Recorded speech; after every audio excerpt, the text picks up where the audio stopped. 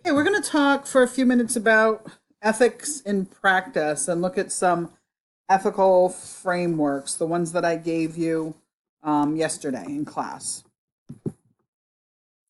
When it comes to ethical decision making, healthcare practitioners often come across situations in which you have to weigh the alternatives and make decisions about a course of action. And sometimes things are easy to resolve, and other times it can challenge your own decision making abilities. Providers often have to rely on their own personal values and morals when you're deciding on a course of action. So those always come into play. And that's why when we look at the frameworks, and we talked about yesterday, many times the decision making begins with that self awareness. So knowing what your personal values and morals are. You also have to rely on clinical reasoning. So you have to understand what is the person's diagnosis, what are the strengths, what are the weaknesses, the prognosis and the goals of the person, but also, what is the mission of the institution in which the situation is occurring? What are healthcare practices, etc. So when it comes to particularly the clinical reasoning part, that requires good problem solving and critical analysis. And you have to be able to make the best decision possible despite that gray area. And there's always gray area. Within the clinic and within the workplace, it's about making the right choice or the best choice. Sometimes it's not always the right choice given your options, and that's the key is what is the best choice given the options that you have. Um, you want to when you're using ethics in the clinic and within organization, it does promote reflective practice. You have to be able to reflect on the situation and decide what should be done, what decisions are morally right and acceptable, and why that decision is appropriate, um, how to take action, or outlining the process for enacting a decision. Coming up with a plan to assess and evaluate how the decision is impacting whatever the situation is. So it's not enough to develop a plan and implement it. Then we have to be able to reflect upon the outcomes of that and what might have been done differently, or what we might do differently next time.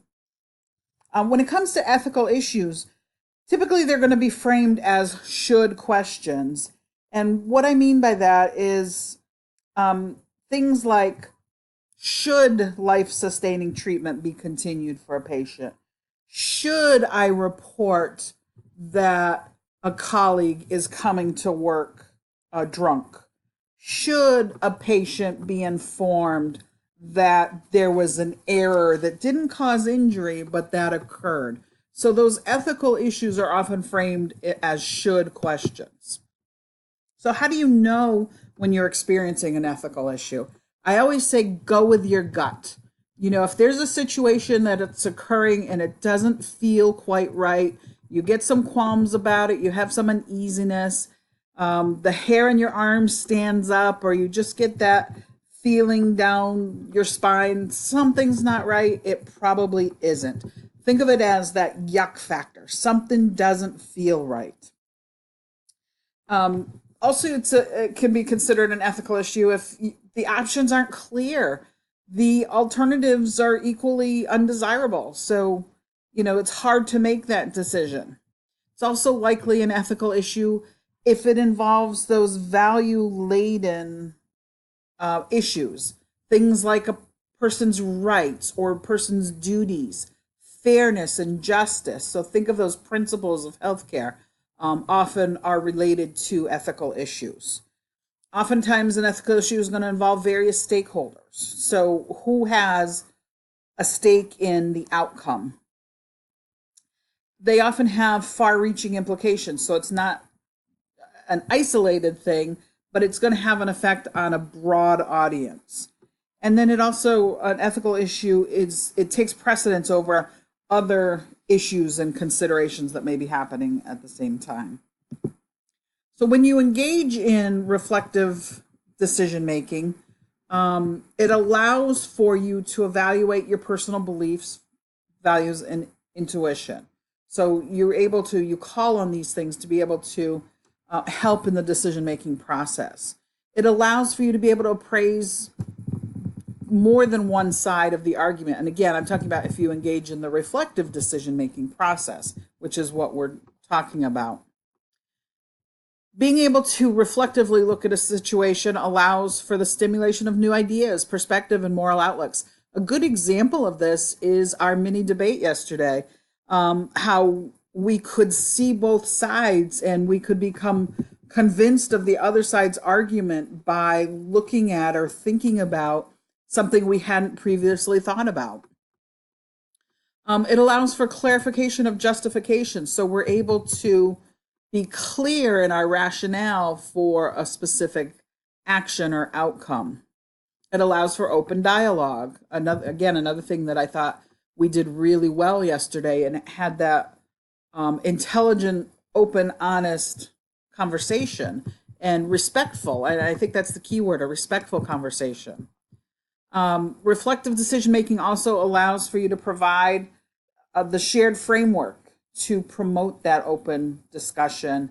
And I think it also allows for the creation of more sensitivity to moral issues. Some of the things that we're going to talk about and some of the things that are ethical issues are difficult to talk about, but it allows for that sensitivity when it comes to those moral issues. This ethical decision making also allows for consistency and transparency and accountability for the decision making.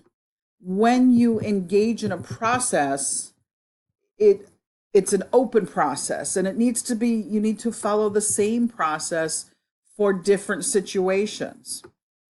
It helps with understanding of complex ideas and terms and expression. Again, some of those principles like dignity and autonomy, because those are key in medical ethics situations. Another thing with ethical decision making, we have to be able to recognize and understand that we're human and humans make mistakes.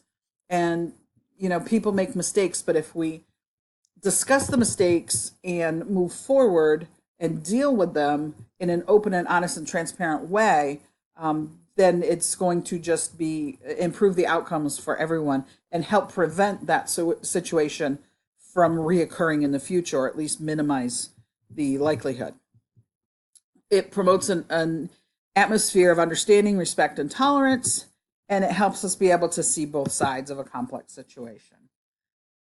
So when it comes to different professions, medical professions have different professional codes of ethics, and you can research these if you'd like. You don't need to, but each profession in healthcare has a code of ethics. Occupational therapy has a code of ethics, and those are documents that provide the direction for the members of a profession that outline how we should behave.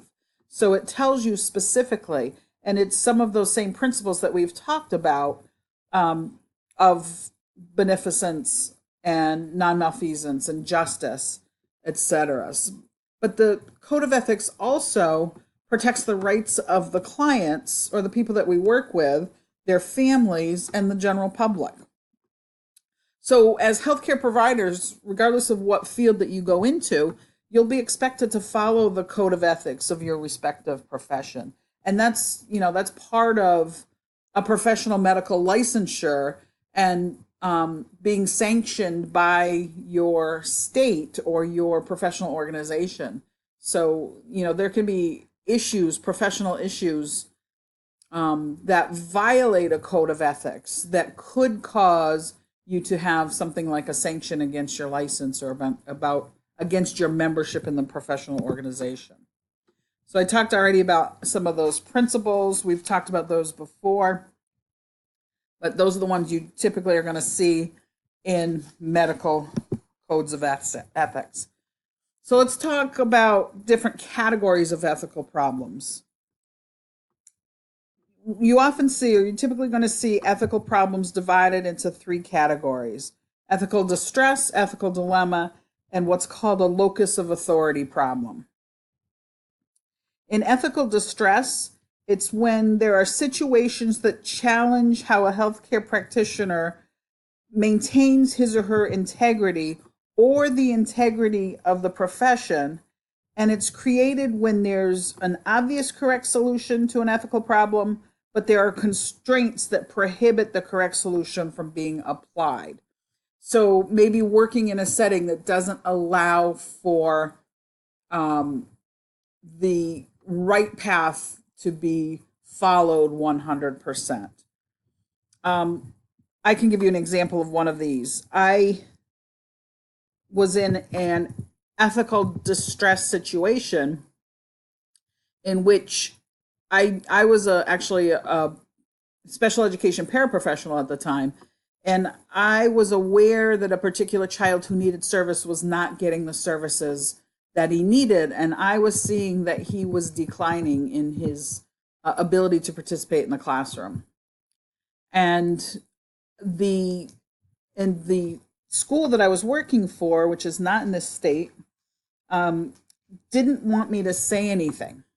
And they were concerned because they were shorthanded and they didn't want to have to hire additional resources. And at the time, it was OT and PT, and I wasn't yet an OT, wasn't even going to school for OT at that time, but I just knew he wasn't getting the services. So I felt like I had an obligation to the child because I was working with the child, and I was seeing those declines, and I knew what his capabilities were, and yet the institution didn't set restrictions on allowing me to talk to the parents and be able to tell them what was happening. I weighed it in that I had previously been a paralegal. I knew that his education plan was a legal document, so I felt obligated to tell the parents that he wasn't getting the services. So I did. And, it was just one of those situations that I had to weigh. I knew at the time, I was fortunate that I was going to be leaving that job. So I kind of felt like I had the security of what's the worst that's going to happen? I'm leaving anyway. So, but you can get into some of those institutional challenges. An ethical dilemma is a situation in which two or more of the ethical principles collide with one another, making it difficult to determine what the best action is. This is a type of problem that's created when you're faced with a situation and when which there's actually more than one course of action, of an ethical course of action. So many of the topics that we have talked about and will talk about fall into this category. So physician-assisted suicide, there's two ethical principles. Beneficence, that you want to do what's right for the person, non-malfeasance, do no harm. So, you see right away that those two would collide in this situation. You can make an argument for either one. And then locus of authority problems are decisions about who should be the primary decision maker. So these kind of occur when there are questions regarding who's responsible under whose authority something falls. And I think you can figure that out. Who's the one that's supposed to make the decision? So that's a different category of ethical decision making.